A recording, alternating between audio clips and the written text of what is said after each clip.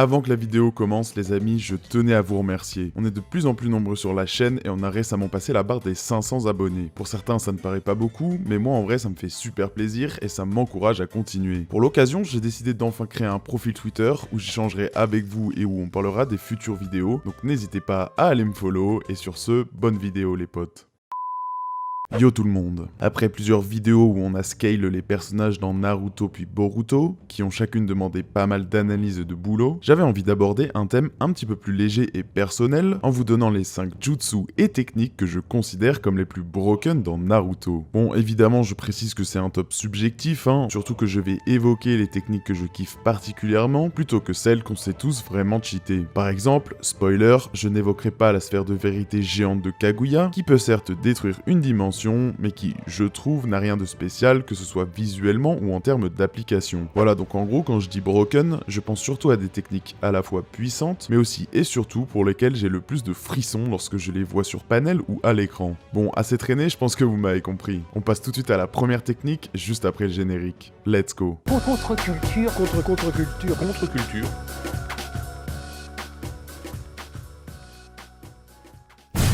Mokuton no Jutsu.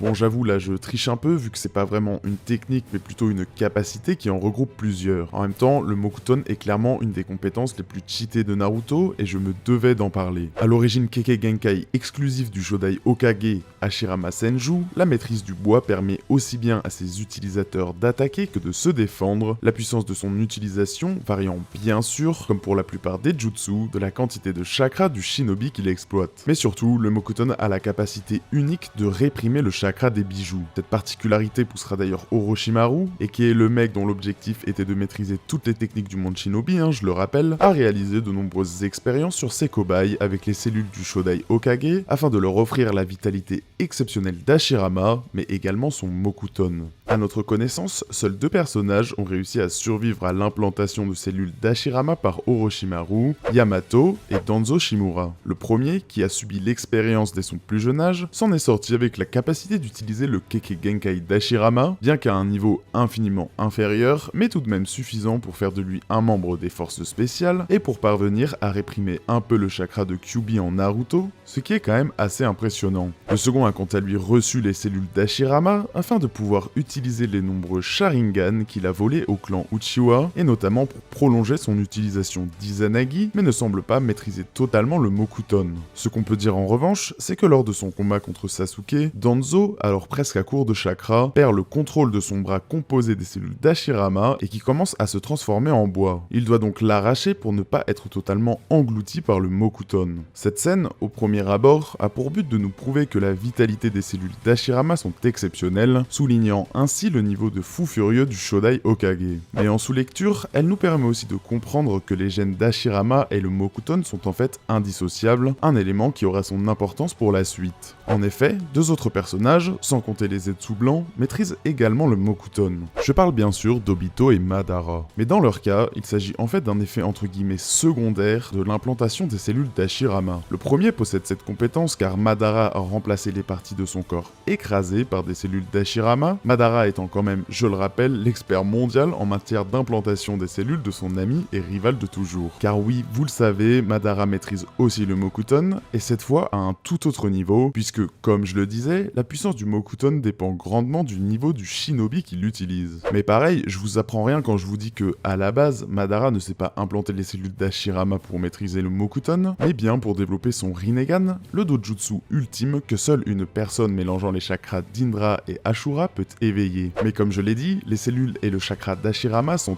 indissociables du Mokuton, symbolisant la vitalité et la création. C'est cette symbolique, couplée aux applications et à la puissance incroyable de certaines de ces techniques, comme le dragon ou le golem de bois pour ne citer que, qui m'ont poussé à mettre le Mokuton à la 5e place de ce classement.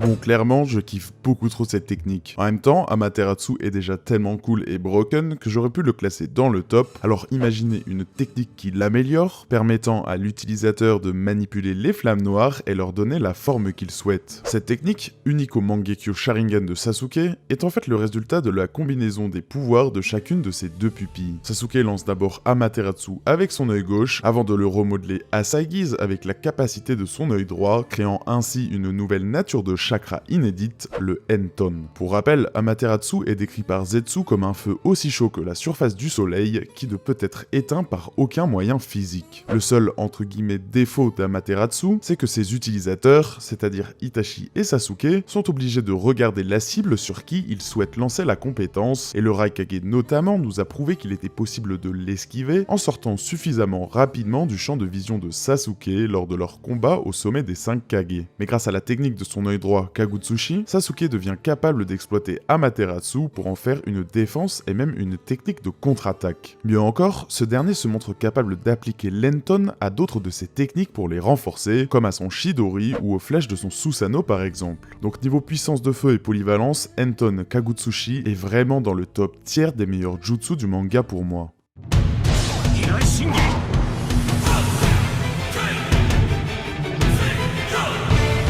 Bon là, on passe clairement à ma technique préférée, potentiellement toute fiction confondue. Mais objectivement, c'est pas la plus puissante du manga, donc je pouvais vraiment pas la mettre en première place en bonne conscience. Mais reste que le Hiraishin est un jutsu ultra cheaté, permettant au shinobi qui l'utilise de se téléporter partout où il a préalablement apposé sa marque. Marque qui, par ailleurs, ne disparaît jamais, même après la mort de l'utilisateur. Seul un changement physiologique majeur, comme la transformation en Jinchuriki de Jubi par exemple, semble pouvoir l'effacer. En plus de la capacité à se téléporter, la technique du dieu du tonnerre volant a plusieurs autres applications tout aussi cheatées, comme la capacité d'échanger de position avec un autre utilisateur de la technique, ou encore de créer une barrière sur laquelle est apposée la formule d'Hiraishin, permettant ainsi de téléporter de gros objets comme une bombe de Kyuubi notamment. Il me semble aussi important de noter que la quantité de chakra qu'utilise l'Hiraishin ne semble pas dépendre de la distance, mais plutôt de la quantité de matière ou de chakra qui est téléportée. Comme pour toutes les techniques broken, celle-ci était maîtrisée que par très peu de shinobi, en l'occurrence par les 2e et 4e Hokage, Tobirama Senju et Minato Namikaze. Elle demande d'ailleurs une telle maîtrise qu'après que le Yondaime l'ait enseigné à sa garde rapprochée, quand même composé de 3 Jonin, Genma, Iwashi et Raido, ces derniers ne pouvaient l'utiliser qu'en réalisant une formation en triangle afin de reproduire une version limitée de la technique. Il s'agit par ailleurs d'un des rares ninjutsu de type spatio-temporel du manga, avec l'invocation, dont le Hiraishin est finalement un dérivé, la Menote Jikara du Rinnegan de Sasuke et le Kamui notamment. Notons que dans Boruto, la technique de Code se rapproche beaucoup de celle du dieu du tonnerre volant,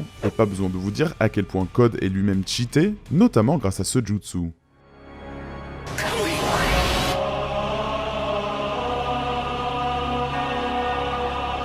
Justement, on en parlait, les techniques spatio-temporelles ont une place à part dans le manga. Et si je devais en choisir une de celles évoquées juste avant comme étant la plus puissante et polyvalente, ce serait clairement celle-ci, le Kamui. Cette technique, propre au Mangekyo Sharingan d'Obito, permet à ce dernier de se déplacer librement entre le monde entre guillemets normal et sa propre dimension de poche, ce qui lui offre la possibilité de disparaître à volonté pour ensuite réapparaître ailleurs, dans un rayon qui semble plutôt immense. Bien sûr, une autre des propriétés de Kamui, probablement la plus cheatée d'ailleurs, est celle qui permet à l'utilisateur de devenir intangible en envoyant les parties de son corps qui rentrent en contact avec de la matière dans la dimension Kamui. Et le seul point faible de cette capacité évoqué dans le manga n'en est pas vraiment un d'après moi. En effet, il est dit qu'Obito ne peut se dématérialiser que pendant 5 minutes, mais vu l'utilisation qu'il en fait, on comprend qu'il faudrait l'attaquer en continu pendant ces 5 minutes, et que dès lors qu'il se rematérialise, le chronomètre est remis à 0. D'autant que cette faiblesse s'applique possiblement à Obito avec une seule de ses pupilles, et qu'avec ses deux Mangekyo, cette histoire de 5 minutes ne serait peut-être plus valable, puisque comme le dit Madara et comme nous l'a prouvé Kakashi, le véritable potentiel d'un dojutsu se révèle lorsque les deux pupilles sont réunies.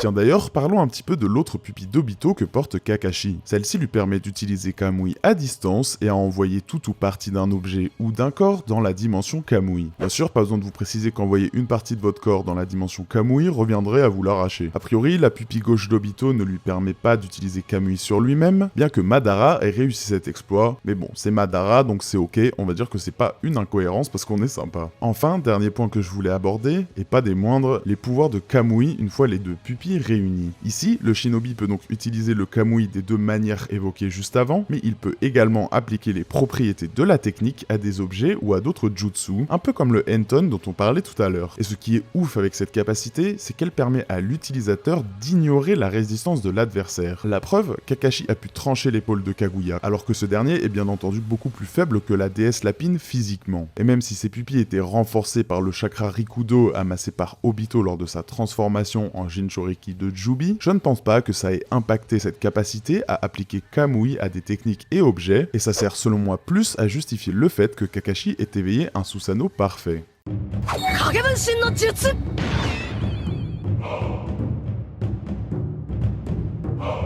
Bon, clairement, si on me proposait une technique pour ma vie de tous les jours dans notre monde, ce serait sans aucun doute le multiclonage. Car cette technique, si parfaitement maîtrisée, permet non seulement de créer des clones de puissance équivalente à celle du corps original de l'utilisateur, mais aussi et surtout, elle offre la possibilité de conserver la mémoire de chacun des clones. Et que ce soit pour apprendre des techniques, récolter des informations ou tout simplement s'entraîner, c'est cette spécificité qui fait du multiclonage un jutsu ultra broken. En plus, imaginez-vous maîtriser n'importe laquelle des techniques évoquées juste avant, en plus de maîtriser le multiclonage ou une de ses variantes. Vous avez qu'à demander aux 5 Kage, Madara leur a bien montré.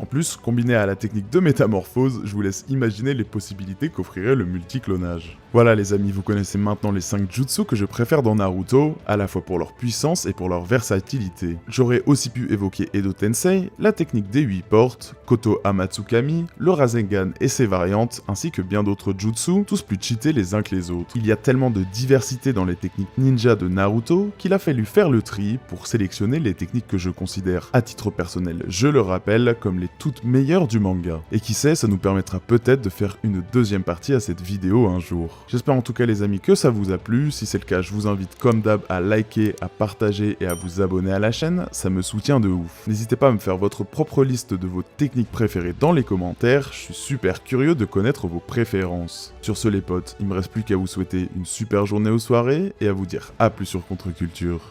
Peace.